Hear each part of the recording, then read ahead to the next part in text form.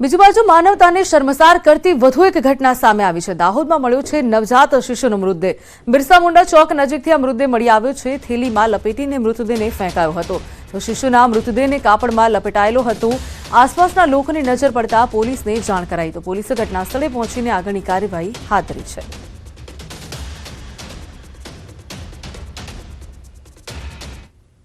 બીજી બાજુ પાટણની હેમચંદ્રાચાર્ય ઉત્તર ગુજરાત યુનિવર્સિટીમાં 32 વર્ષ જૂના કેસનો ચુકાદો આવ્યો છે।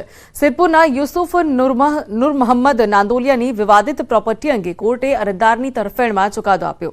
કોર્ટે HNGUના રજિસ્ટ્રારને અરજદારને બાકી નીકળતા રૂપિયા આપવા હુકમ કર્યો છે। સાથે યુનિવર્સિટીએ અરજદારના બાકી નીકળતા 11 કરોડની ચૂકવણી નથી કરી ત્યારે તે સ્થળની જંગમ મિલકત જપ્ત કરવાનો કોર્ટે આદેશ આપ્યો છે। જેને લઈને અરજદારના વારસદારો વકીલ સાથે મિલકતનો કબજો મેળવવા યુનિવર્સિટી પહોંચ્યા હતા।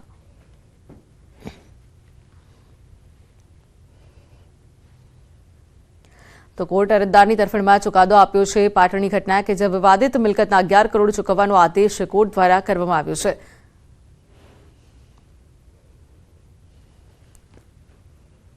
તો મહત્વપૂર્ણ સમાચાર જામનગરની જીજી હોસ્પિટલમાં આગ લાગી છે। આઈસીયુ વોર્ડમાં આગ લાગવાની ઘટના સામે આવી છે। આગની ઘટનામાં એક દર્દી દાઝ્યો છે તો હાથ તેમજ માથાના ભાગે દર્દી દાઝ્યો છે। વોર્ડમાં 15 દર્દીઓ લઈ રહ્યા હતા સારવાર। તો મહત્વપૂર્ણ સમાચાર સામે આવી રહ્યા છે।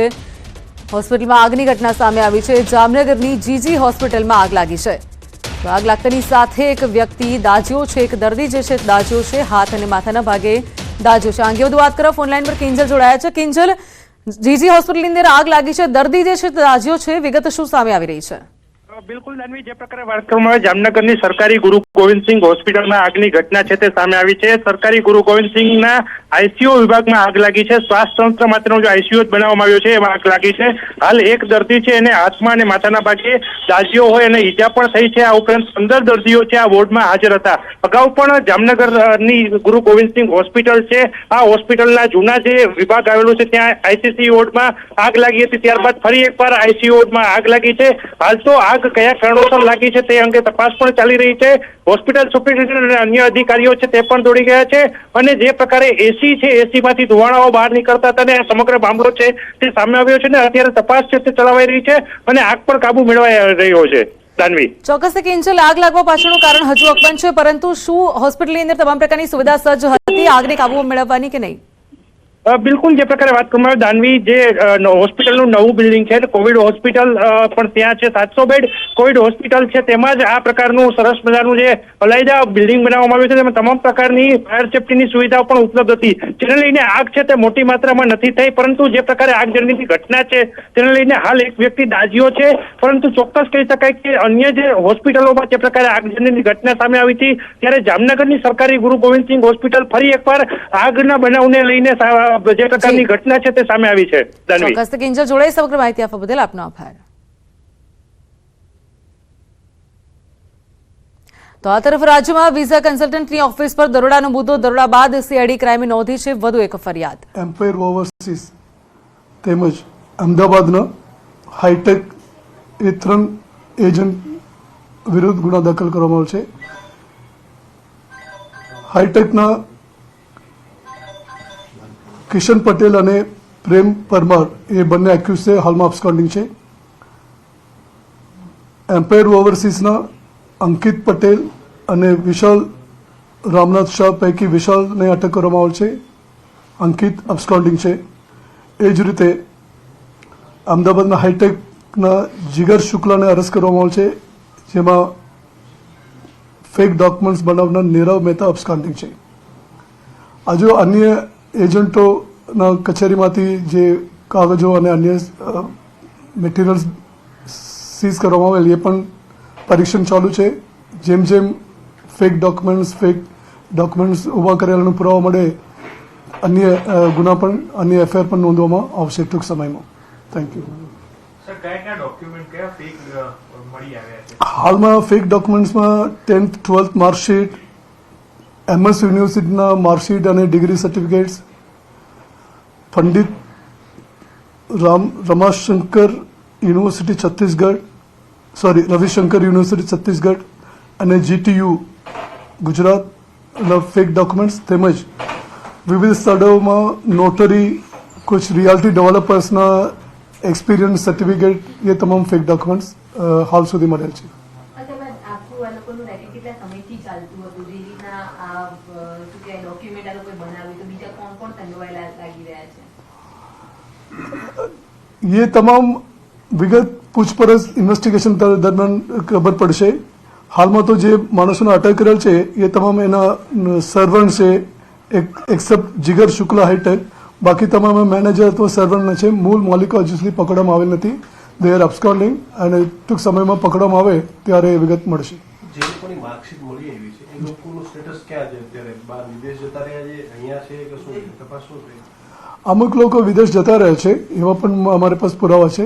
અમુક લોકોને હાલમાં ફોન કરીને અને રૂબરૂ મોકલીને વેરીફાઈ કરે છે ખરેખર તેઓ એ જ માર્કશીટ આપેલ છે અથવા એજન્ટ દ્વારા ફેરફાર કરવામાં આવે છે એ તમામ તપાસ થઈ રહેલ છે. કઈ શોર્ટલિસ્ટ કર્યું કેટલા લોકો વિદેશ જતા રહ્યા, અહીંયા કેટલા લોકો?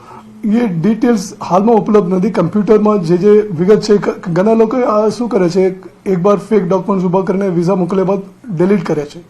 તો we will be in touch with concerned embassies, consular office, Bharat સરકાર દ્વારા એ તમામનો સંપર્ક કરીને છેલ્લા 2-3 સાલમાં કોને કોને મોકલેલ છે એ વિગત મેળવ્યા બાદ પછી આ દિશામાં તપાસ કરવામાં આવશે. જે 17 જગ્યાએ આ રેડ કરવામાં આવી હતી તો ફક્ત ગાંધીનગર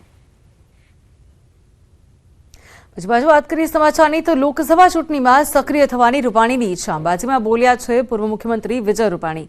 તો હાલ પંજાબ ચંદીગઢની જવાબદારી છે ત્યારે રૂપાણી તેવું કહ્યું છે જવાબદારી મળે તો ગુજરાતમાં પણ કામ કરીશ. સૌરાષ્ટ્રમાં જવાબદારી નિભાવવા માટે ઈચ્છા વ્યક્ત કરી છે. સાથે 2024માં ત્રીજી વાર નરેન્દ્ર મોદી પીએમ બનશે તેવું રૂપાણીએ જણાવ્યું છે. 24ની ચૂંટણીમાં તો મારી જવાબદારી પંજાબ ચંદીગઢની છે જ અને ગુજરાતમાં પણ જે કામગીરી સોંપવામાં આવે છે એ કરવાનો છું. એટલે 24ની ચૂંટણીમાં તો વિશેષ જવાબદારી પંજાબ, ચંદીગઢ અને ગુજરાતમાં સૌરાષ્ટ્રમાં જે કંઈ જવાબદારી મારા ભાગે હશે એ કામ કરીશ. તો આ તરફ ધારાસભ્ય ચિરાગ પટેલના રાજીનામા પર વિપક્ષ નેતા અમિત ચાવડાએ નિવેદન આપ્યું છે. ચિરાગ પટેલે વ્યક્તિગત આર્થિક લાભ માટે કોંગ્રેસમાંથી રાજીનામું આપ્યું તેવો હોવાનો દાવો કર્યો છે. સાથે જનતાનો વિશ્વાસઘાત કર્યો હોવાનો પણ આક્ષેપ કર્યો. તો લોકો આગામી લોકસભામાં ચૂંટણીમાં પરિવર્તન આવવાનો પણ વિશ્વાસ તેમણે વ્યક્ત કર્યો છે. અમિત ચાવડાએ કહ્યું કે વર્ષ 2024માં જનતા પરિવર્તન માટે મતદાન કરશે.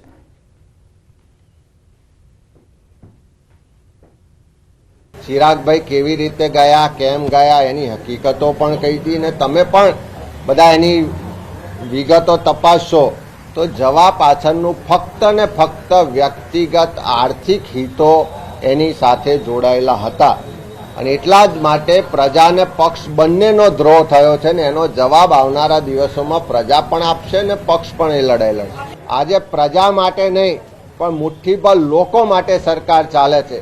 એકાદ બે ઉદ્યોગપતિઓ આખો દેશ ચલાવે છે. આ તમામ સત્તા અને સંપત્તિનું કેન્દ્રીકરણ થઈ રહ્યું છે. એ સંજોગોમાં આવનારા દિવસમાં ગુજરાત સહિત દેશની જનતા પણ પરિવર્તન માટે મતદાન કરશે અને 2024માં તમે જોશો તો દેશમાં પરિવર્તન આવશે. તો આ તરફ લોકસભાની ચૂંટણીના પડઘમ વાગી ચૂક્યા છે તેને જોતા તમામ પાર્ટી તૈયારીઓમાં લાગી ગઈ છે. નવસારી તેમજ ડાંગ જિલ્લા ભાજપ દ્વારા તાલુકા પંચાયતના સભ્યોનું પ્રશિક્ષણ શિબિરનું આયોજન કરાયું હતું. નાની વઘઈ ખાતે આવેલ કિલાદ કેમ્પ સાઇટમાં નવસારી લોકસભા બેઠકના ઇન્ચાર્જની અધ્યક્ષતામાં આ શિબિર યોજાઈ હતી. જેમાં નવસારી જિલ્લાના 6 તાલુકા પંચાયત અને ડાંગ જિલ્લાની 3 જેટલી તાલુકા પંચાયતના ભાજપના ચૂંટાયેલા સભ્યો તેમજ તાલુકા ભાજપ પ્રમુખો પણ ઉપસ્થિત રહ્યા. જેમાં ચૂંટાયેલા સભ્યોને લોકસભા ચૂંટણીમાં કેવી રીતે કામગીરી કરવી તે અંગેનું માર્ગદર્શન આપવામાં આવ્યું હતું. ચૂંટણીમાં કામગીરી અંગે માર્ગદર્શન પણ આપવામાં આવ્યું હતું. એક બાજુ લોકસભા ચૂંટણીને લઈને તડામાર તૈયારીઓ કરી રહી છે તમામ પાર્ટીઓ, ત્યારે તાલુકા પંચાયતના સભ્યોનું પ્રશિક્ષણ શિબિરનું આયોજન કરવામાં આવ્યું હતું. સમગ્ર દેશમાં ભારતીય જનતા પાર્ટી દ્વારા દર વર્ષે ચૂંટાયેલા પ્રતિનિધિ અને પાર્ટીના સંગઠનના કાર્યકર્તાઓનો પ્રશિક્ષણ વર્ગ યોજાય છે. જેના ભાગરૂપે આજે સમગ્ર ગુજરાતની અંદર નગરપાલિકા અને તાલુકા પંચાયતના ચૂંટાયેલા સભ્યોનો પ્રશિક્ષણ વર્ગ ચાલી રહ્યો છે. તો આ સાથે બુલેટિનમાં હાલ સમય છે વિરામનો. આપ જોતા રહો ન્યૂઝ 18 ગુજરાતી.